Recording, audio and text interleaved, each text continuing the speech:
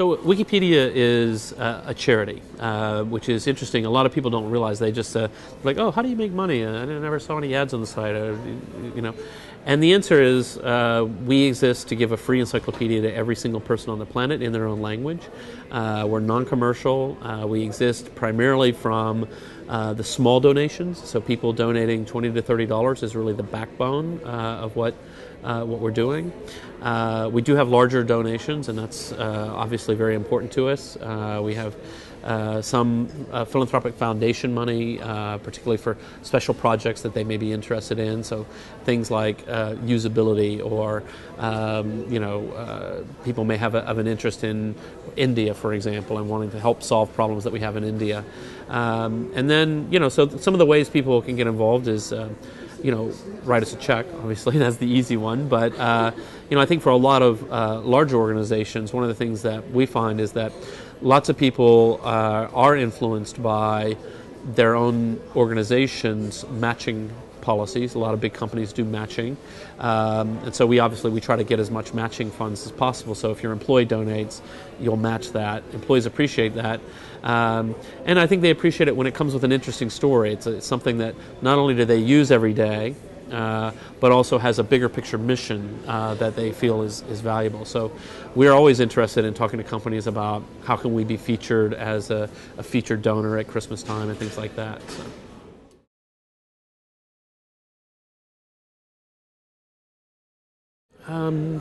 Well, my background, I used to be a futures and options trader, and before that I was a PhD student in finance. I just always do whatever is the most fun thing I can think of to do, the most fun and most interesting. So because I made Wikipedia a nonprofit, a lot of people assume I'm going to be some kind of a raging anti-corporate communist or something. I'm not at all. I just think Wikipedia, it makes more sense to be a charity, it makes more sense to be in that framework. And I'm not particularly money motivated. Great, it's good to make money, it's perfectly fine to be prosperous, but for me it's not the most interesting thing in the world. My job is so interesting and amazing. I get to do amazing and interesting things, and I wouldn't exchange it for all the money in the world, really. So I think what motivates me, if I had to really sum it up, is interestingness, doing something interesting.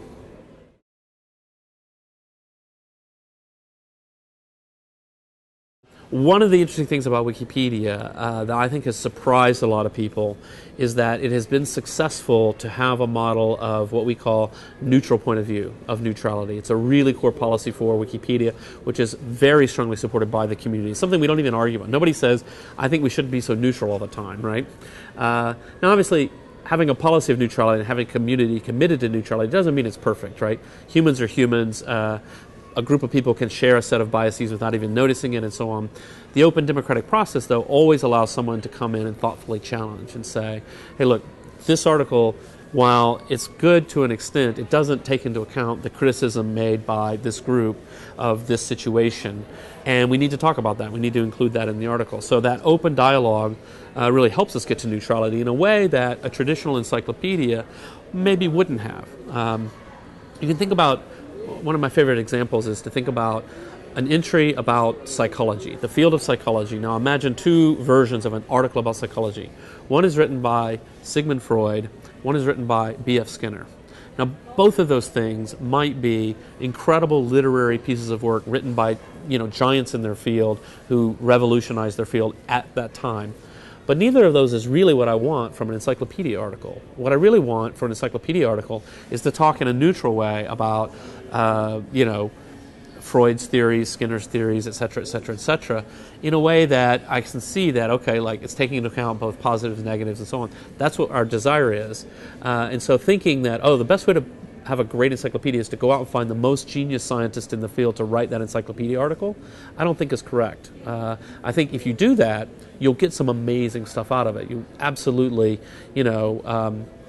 imagine an entry about General Motors written by Ralph Nader, right? Okay, it's not going to be an encyclopedia article, that's for sure. It may be completely biased, it might be completely interesting, But the fact that he knows a lot about General Motors doesn't mean he can write an encyclopedia article about it. So I think it's interesting how the open democratic dialogue can get us to a place where we want to be. And that's surprising to people because you just think, oh, wow, crazy people on the internet wrote it. It must be incredibly biased and sort of outrageous. But no, it isn't. People aren't like that, really.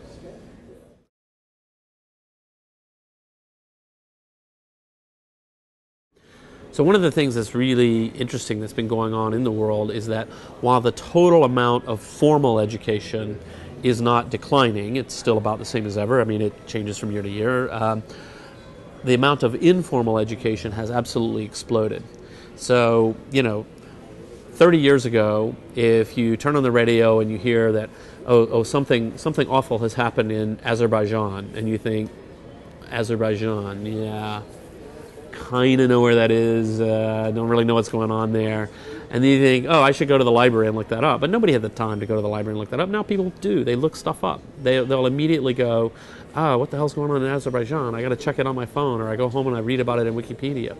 Additionally, particularly for students, one of the things I find, there's sort of it's a joke about Wikipedia almost. It's like you go there for one purpose, and then you get sucked in, and you find yourself 2 hours later, reading about the King of Spain, and you're like, why am I reading about the King of Spain when I came to, look up something about World War II? Well, it just happened that you went down a way, which is a fabulous thing, particularly for young students, to just have that sheer joy of learning, of just following your passion, following whatever's interesting you at the moment. That may inspire you then to go deeper. Maybe you start reading about space, and you decide, hey, I'm actually really interested. I'm going to become an astronomer, or I'm interested in physics now, and I'm going to go and study that in school. Or maybe not. Maybe you grow up and you go do something else. You become a doctor. But all along, you're a doctor who has a passion on the side, knows a lot about space. Why not? Why shouldn't that be the easiest possible thing in the world to do? I think it makes us well-rounded people. I think it also is a good support for innovation. A lot of innovation comes about from cross-disciplinary understanding. So you've got to have true innovation in science, in business, in technology.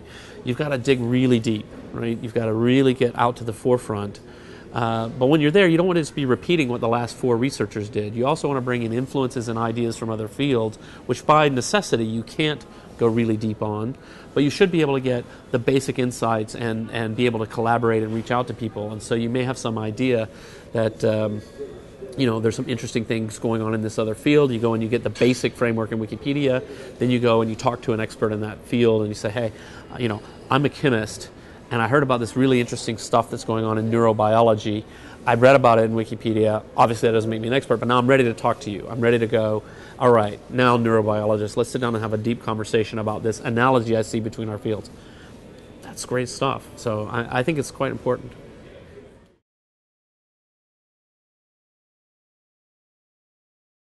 So what's interesting, there has been a real sea change in the attitudes of teachers and professors towards Wikipedia. I mean, part of it is they know it doesn't matter what they say, the students are all using Wikipedia.